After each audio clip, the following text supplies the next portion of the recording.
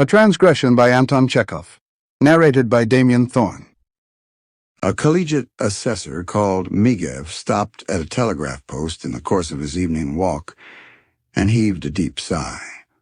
A week before, as he was returning home from his evening walk, he had been overtaken at that very spot by his former housemaid, Agnia, who said to him viciously, "Wait a bit. I'll cook you such a crab that'll teach you to ruin innocent girls. I'll leave the baby at your door, and I'll have the law of you, and I'll tell your wife too." And she demanded that he should put 5,000 rubles into the bank in her name. Migev remembered it, heaved a sigh, and once more reproached himself with heartfelt repentance for the momentary infatuation which had caused him so much worry and misery. When he reached his bungalow, he sat down to rest on the doorstep. It was just 10 o'clock, and a bit of the moon peeped out from behind the clouds. There was not a soul in the street nor near the bungalows. Elderly summer visitors were already going to bed, while young ones were walking in the wood. Feeling in both his pockets for a match to light his cigarette, Migev brought his elbow into contact with something soft. He looked idly at his right elbow, and his face was instantly contorted by a look of as much horror as though he had seen a snake beside him. On the step at the very door lay a bundle. Something oblong in shape was wrapped up in something, judging by the feel of it, a wadded quilt. One end of the bundle was a little open, and the collegiate assessor, putting in his hand, felt something damp and warm. He leaped onto his feet in horror and looked about him like a criminal trying to escape from his warders. "She has left it," he muttered wrathfully through his teeth, clenching his fists. "Here it lies. Here lies my transgression. Oh, Lord." He was numb with terror, anger, and shame. What was he to do now? What would his wife say if she found out? What would his colleagues at the office say? His Excellency would be sure to dig him in the ribs, guffaw, and say, "I congratulate you, he. Though your beard is gray, your heart is gay. You are a rogue, Semyon Erastovich." The whole colony of summer visitors would know his secret now, and probably the respectable mothers of families would shut their doors to him. Such incidents always get into the papers, and the humble name of Migev would be published all over Russia. The middle window of the bungalow was open, and he could distinctly hear his wife, Anna Filipovna, laying the table for supper. In the yard close to the gate, Yermolay, the porter, was plaintively strumming on the balalaika. The baby had only to wake up and begin to cry, and the secret would be discovered. Migev was conscious of an overwhelming desire to make haste. "Haste! Haste!" he muttered. "This minute. Before anyone sees. I'll carry it away and lay it on somebody's doorstep." Migev took the bundle in one hand and quietly, with a deliberate step to avoid awakening suspicion, went down the street. A wonderfully nasty position, he reflected, trying to assume an air of unconcern. A collegiate assessor walking down the street with a baby. Good heavens. If anyone sees me and understands the position, I am done for. I'd better put it on this doorstep. No, stay. The windows are open, and perhaps someone is looking. Where shall I put it? I know. I'll take it to the merchant Mielkins. Merchants are rich people and tender-hearted. Very likely they will say, "Thank you," and adopt it. And Migev made up his mind to take the baby to Mielkins, although the merchant's villa was in the furthest street, close to the river. If only it does not begin screaming or wriggle out of the bundle, thought the collegiate assessor. This is indeed a pleasant surprise. Here I am carrying a human being under my arm as though it were a portfolio. A human being alive with soul, with feelings like anyone else. If by good luck the Malkins adopt him, he may turn out somebody. Maybe he will become a professor, a great general, an author.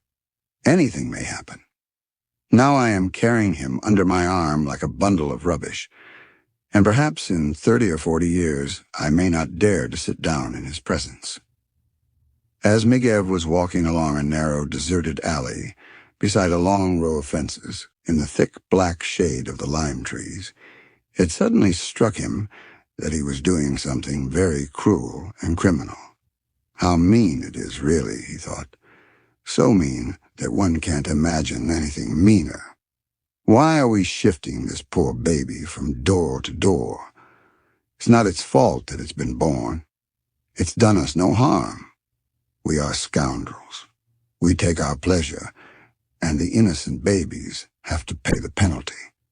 Only to think of all this wretched business. I've done wrong, and the child has a cruel fate before it. If I lay it at the Malkins' door, they'll send it to the foundling hospital, and there it will grow up among strangers in mechanical routine. No love, no petting, no spoiling. And then he'll be apprenticed to a shoemaker. He'll take to drink. Will learn to use filthy language. Will go hungry. A shoemaker. And he the son of a collegiate assessor, of good family. He is my flesh and blood. Migev came out of the shade of the lime trees into the bright moonlight of the open road, and opening the bundle, he looked at the baby. "Asleep," he murmured. "You little rascal. Why, you've an aquiline nose like your father's." He sleeps and doesn't feel that it's his own father looking at him. It's a drama, my boy. Well, well, you must forgive me. Forgive me, old boy. It seems it's your fate. The collegiate assessor blinked and felt a spasm running down his cheeks. He wrapped up the baby, put him under his arm, and strode on. All the way to the Malkins' villa, social questions were swarming in his brain, and conscience was gnawing in his bosom.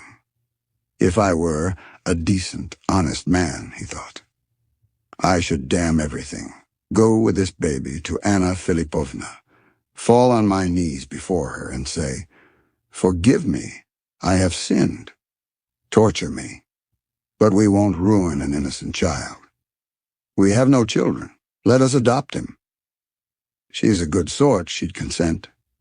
And then my child would be with me." He reached the Malkins' villa and stood still, hesitating.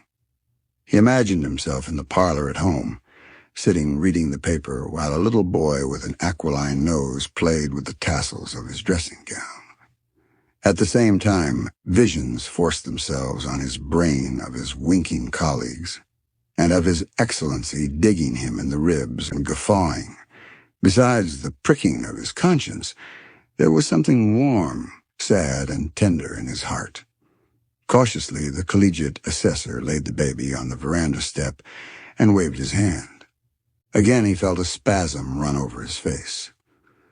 "Forgive me, old fellow, I am a scoundrel," he muttered. "Don't remember evil against me." He stepped back, but immediately cleared his throat resolutely and said, "Oh, come what will. Damn it all. I'll take him and let people say what they like." Migev took the baby and strode rapidly back. Let them say what they like, he thought. I'll go at once, fall on my knees and say, "Anna Filipovna." Anna is a good sort, she'll understand. And we'll bring him up. If it's a boy, we'll call him Vladimir. And if it's a girl, we'll call her Anna. Anyway, it will be a comfort in our old age. And he did as he determined. Weeping and almost faint with shame and terror, full of hope and vague rapture, he went into his bungalow, went up to his wife, and fell on his knees before her. "Anna Filipovna," he said with a sob, and he laid the baby on the floor. "Hear me before you punish. I have sinned. This is my child. You remember Agnaya? Well, it was the devil drove me to it." And almost unconscious with shame and terror, he jumped up without waiting for an answer and ran out into the open air as though he had received a thrashing. "I'll stay here outside till she calls me," he thought. "I'll give her time to recover and to think it over." The porter Yermolay passed him with his balalaika, glanced at him and shrugged his shoulders. A minute later he passed him again, and again he shrugged his shoulders. "Here's a go. Did you ever," he muttered, grinning. Aksinya, the washerwoman, was here just now, Semyon Erestovich. The silly woman put her baby down on the steps here, and while she was indoors with me, someone took and carried off the baby. Who'd have thought it? What? What are you saying? Shouted Migev at the top of his voice. Yermolay, interpreting his master's wrath in his own fashion, scratched his head and heaved a sigh. I am sorry, Semyon Erestovich, he said, but it's the summer holidays. One can't get on without a woman, I mean. And glancing at his master's eyes, glaring at him with anger and astonishment, he cleared his throat guiltily and went on. It's a sin, of course, but there. What is one to do? You've forbidden us to have strangers in the house, I know, but we have none of our own now. When Agnia was here, I had no women to see me, for I had one at home. But now you can see for yourself, sir, one can't help having strangers. In Agnia's time, of course, there was nothing irregular, because— Be off, you scoundrel, Migev shouted at him, stamping, and he went back into the room. Anna Filipovna, amazed and wrathful, was sitting as before, her tear-stained eyes fixed on the baby. There, there, Migev muttered with a pale face, twisting his lips into a smile. It was a joke. It's not my baby, it's the washerwoman's. I was joking. Take it to the porter. The end of the story. Like, comment and subscribe to support the channel.